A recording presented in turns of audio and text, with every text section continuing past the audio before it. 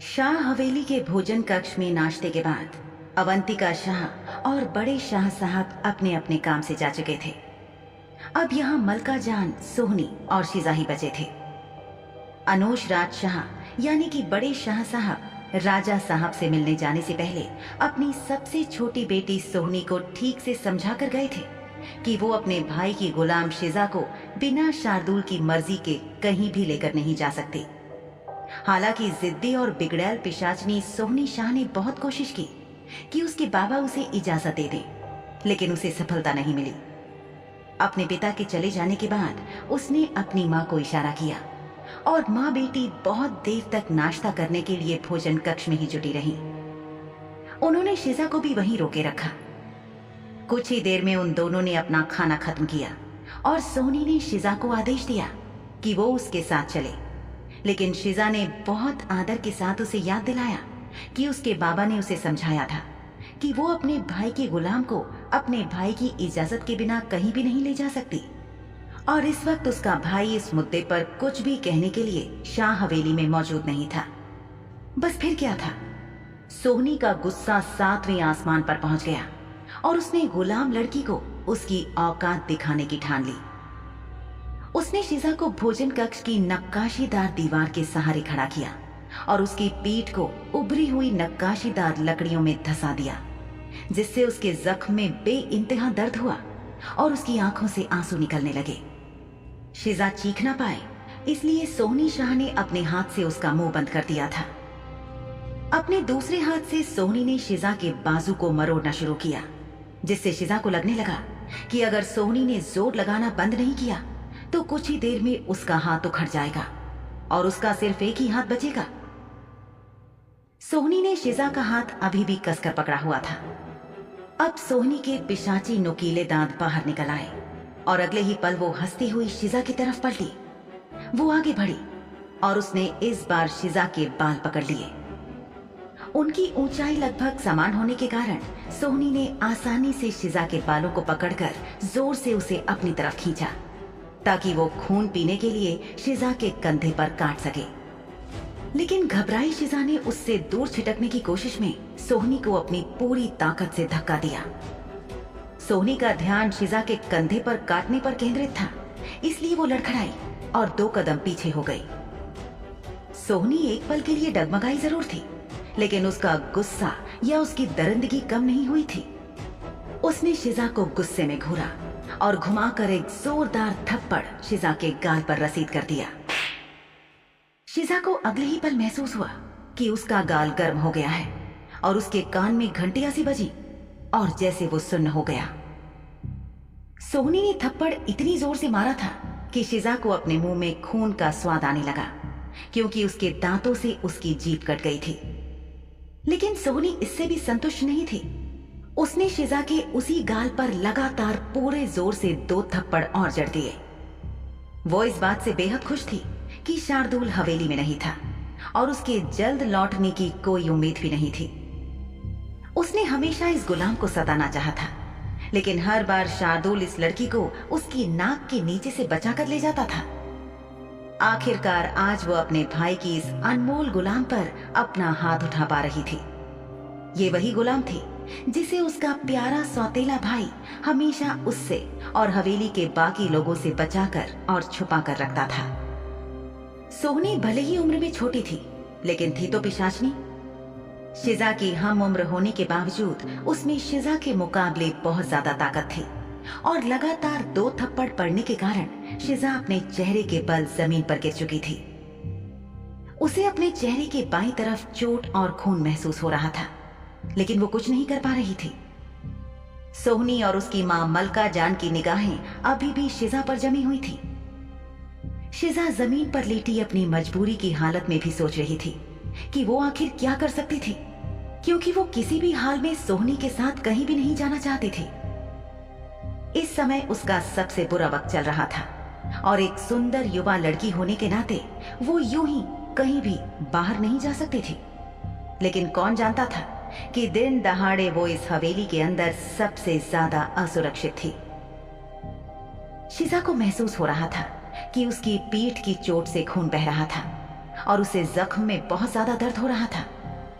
इसके अलावा उसके चेहरे पर अभी अभी एक ताजा चोट लगी थी, जिसमें से भी खून बह रहा था और दर्द हो रहा था। पिशाचनी ने उसे लगातार 3 थप्पड़ मारे थे, जिसकी वजह से उसका गाल भी दुख रहा था और कान लगभग सुन्न हो गया था। उसका मन तो कर रहा था कि इस पिशाच की बच्ची को अच्छा सबक सिखाए, लेकिन इस वक्त वो कुछ नहीं कर सकती थी, क्योंकि अभी उसे सावधान रहना था। वो चिंतित थी, क्योंकि ये लड़की पहले ही उस पर एक चुड़ैल होने का इल्जाम लगा चुकी थी। इस पिशाच की बच्ची ने यहां तक कहा था कि शिजा शार्दुल को अपनी बात सुनने के लिए मजबूर करने के लिए जादू टोने का इस्तेमाल करने की कोशिश कर रही थी। शिजा सोच रही थी कि अगर इस लड़की को पता चल गया कि वो एक गुलाम नहीं है, तो क्या इससे बचना और यहाँ से कहीं और चले जाना आसान होगा, और शायद फिर शिजा शार्दुल के लौटने पर वापस आ जाए।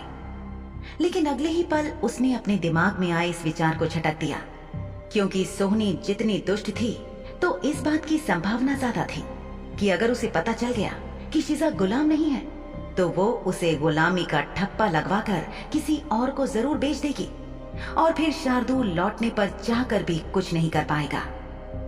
इसलिए इस वक्त खामोश रहना ही ठीक था। अभी हाल फिलहाल जो चल रहा था और जो कुछ शिजा के साथ हो सकता था, उसके आसार देखकर तो शिजा को ये लग रहा था कि अगर उसने जरा जोर से सांस भी ले ली, तो भी इन माँ बेटी को गुस्सा आ जाएगा और वो उसे दंड देंगी। और कहीं उसने सांस नहीं ली, तो भी पता नहीं था कि उन्हें किस बात पर गुस्सा आ जाए और ये उसे फिर से मारने पीटने लग जाए। उसे नहीं समझ आ रहा था कि ऐसे हालात में उसे क्या करना चाहिए। शार्दुल मालिक कब वापस आएंगे और इस वक्त कहां थे, इस बारे में उसे कोई जानकारी नहीं थी। लगातार 3 थप्पड़ों की मार से उसका कान सुन्न पड़ चुका था और वो निढाल जमीन पर पड़ी थी। तभी उसे महसूस हुआ कि मलका जान और सोहनी शाह आपस में किसी ऐसी बात के लिए बात कर रहे थे जिसे शिजा मुश्किल से सुन सकती थी, जब तक कि मलका जान ने जो कहा वो साफ साफ उसके कानों में नहीं पड़ा। वो अपनी बेटी से कह रही थी, अरे उसे उस कोठरी में ढूंढो जो कोने के अतिथि कक्ष में है। मैंने उसे तब खरीदा था जब मेरे पास भी एक गुलाम था, लेकिन वो आदमी बहुत लंबे वक्त तक नहीं रहा। काफी कम वक्त के लिए ही वो यहाँ था, उसी के लिए खरीदा था। अरे सोहनी, तुम रहने ही दो, मैं ही जाकर लाती हूँ, तुम्हें नहीं मिलेगा। इतना कहकर मलका जान ने जमीन पर गिरी हुई शिजा पर एक नजर डालते हुए कमरे से बाहर कदम बढ़ा दिए। कुछ पलों बाद महिला वापस लौटी। अपने हाथों में चमड़े की पट्टियां पकड़े हुए वो लौटी और उस चीज को सोहनी को थमा दिया। शिजा को पता नहीं था कि ये क्या है, जब तक कि उसने इसके चारों ओर के ताले और चमड़े के अंत में छेद और पकल नहीं देखा। ये एक पट्टा था। सोहनी ने शिजा के सामने फर्श पर उस चमड़े के पट्टे को फेंकते हुए शिजा से उठने के लिए कहा। कोई हरकत न देखकर उसने अपने पैर से उस पट्टे को ठोकर मारकर शिजा के बिल्कुल सामने फेंका और उससे कहा, ए लड़की, जल्दी करो और ये पट्टा पहनो। लेकिन शिजा दर्द से बेहाल थी और उठने में असमर्थ थी। सोहनी शिजा को जानवरों के गले में पहनाया जाने वाला पट्टा पहनाना चाह रही थी। जब उसने देखा कि शिजा नहीं उठ पा रही है, तो उसने भोजन कक्ष के बाहर से जा रही एक नौकरानी को आवाज देकर अंदर बुलाया। नौकरानी सिर झुकाए अंदर आई और हाथ बांधकर खड़ी हो गई। मलका जान ने उसे आदेश दिया कि वो पट्टा उठाकर गुलाम लड़की के गले में डाल दे, क्योंकि गुलाम लड़की खुद ऐसा करने में असमर्थ थी। हालांकि शिजा खुद कभी इस तरह का पट्टा नहीं पहनना चाहती थी, क्योंकि ये न केवल बदसूरत था, बल्कि किसी भी व्यक्ति के लिए बहुत ज्यादा अपमानजनक भी था। यहाँ तक कि जब खुद शार्दुल साहब ने उसे पट्टा पहनाने के बारे में मजाक किया था, तब उसने शार्दुल साहब से भी स्पष्ट रूप से कह दिया था कि वो ऐसा नहीं करना चाहती थी। लेकिन इस वक्त वो बेबस थी। वो और ज्यादा हंगामा नहीं चाहती थी और उससे भी बढ़कर वो अपने शरीर को और नुकसान नहीं पहुंचाना चाहती थी। शिजा एक नाजुक सी लड़की थी और उसके विपरीत सोहनी और उसकी मां मलका जान पिशाचनियां थीं, जिनमें बहुत ज्यादा ताकत थी। वो दोनों केवल अपनी एक उंगली हिलाकर शिजा के शरीर के किसी भी अंग को तोड़ सकती थी। शिजा के दिल से उन दोनों के लिए बद्दुआएं निकल रही थी और वो सोच रही थी कि अगर उसके पास भी इन दोनों की जैसी ही शक्ति होती तो कब की उन दोनों को उठाकर हड्डियों वाली झील की बड़ी चट्टान से नीचे धकेल देती। फिर उसने सोचा कि इन दोनों को हड्डियों वाली झील की ऊंची वाली चट्टान से नीचे धकेल देना तो इनके लिए बहुत आसान मौत होगी। शिजा के बस में होता तो इन दोनों के साथ वैसा ही व्यवहार करती जैसा कि वो दोनों उसके साथ इस समय कर रही थी, ताकि उन्हें पता चले कि किसी मजलूम को सताने से उसे कितनी तकलीफ होती है। सोहनी शाह ने नौकरानी को रोका और अपनी माँ से बोली, इन मोहतरमा को इनकी हैसियत के गहने पहनाने का शुभ काम मैं खुद करना चाहती हूँ माँ। और तभी शिजा ने महसूस किया कि सोहनी आगे बढ़कर उसके पास आई और नीचे झुककर उसकी गर्दन को टटोल रही है। सोहनी पर एक नजर डालते ही शिजा को उसका चेहरा खुशी से चमकता हुआ नजर आया। सोहनी ने पालतू जानवरों के गले में पहनाया जाने वाला चमड़े का पट्टा शिजा के गले में आखिरकार पहना ही दिया था। वो हंसते हुए अपनी माँ और उस नौकरानी की तरफ देखते हुए बोली, जरा देखो तो इस गुलाम को, क्या अब ये ज्यादा सुंदर नहीं लग रही? नौकरानी सिर झुकाए चुपचाप खड़ी थी, जबकि मलका जान ने जोरदार ठाका लगाया। सोहनी ने शिजा से कहा, मुझे उम्मीद है कि ये सबक तुम्हारे लिए काफी था और अब तुम मेरी बात को ना मानने की हिम्मत नहीं करोगी। अपनी आदत के मुताबिक अगर तुमने फिर से ऐसा करने की कोशिश की तो जो अभी तुम्हारे साथ हुआ है उससे कहीं ज्यादा बुरा अंजाम होगा। अब हम किन्नौर के बाजार जा रहे हैं और तुम मेरे साथ चुपचाप चलोगी। अगर पहली बार में मेरी बात मान लेती तो ये सब नहीं होता, लेकिन क्योंकि तुमने मेरी बात नहीं मानी इसलिए अब तुम जानवर की तरह अपने घुटनों और हाथों पर चलोगी। गले में पट्टा पहनकर घुटनों के बल चलती हुई तुम कितनी प्यारी लगोगी। इतना कहकर सोहनी शाह एक ठंडी सांस छोड़ते हुए मुस्कुराई। तभी उसे खून की गंध आई। ये खून की गंध इस गुलाम लड़की के चेहरे से नहीं बल्कि उसके पीछे से आ रही थी। सोहनी उठी और लड़की के पीछे गई। उसने शिजा की पीठ पर खून के धब्बे देखे।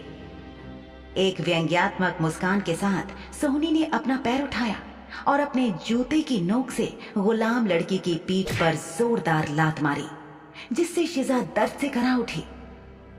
जैसे ही दर्द ने उसके शरीर पर कब्जा कर लिया, उसे खुद को हिलने डुलने से रोकने के लिए अपनी सांस रोकनी पड़ी। वीरान गांव में जब शिजा उस अंधेरे कमरे में बंद थी तो जो बेलचा उसे चुभा था वो उसकी उम्मीद से ज्यादा अंदर गहरे तक उसकी त्वचा में धंसा था और उसे गहरी चोट दे गया था। ये दर्द बर्दाश्त के बाहर था और शिजा को शार्दुल मालिक की याद आने लगी। उसकी आंखों से ताजे आंसू बह निकले। सोहनी ने उसे धमकाते हुए कहा, मुंह से आवाज मत निकालना और चीखने या मदद के लिए किसी को पुकारने के बारे में तो बिल्कुल भी मत सोचना, क्योंकि अगर तुमने ऐसा किया तो तुम अच्छे से जानती हो कि मैं तुम्हारा क्या हाल करूंगी। अगर शिजा के बस में होता तो वो किसी तेज धार वाले चाकू से इस लड़की की जान ले लेती।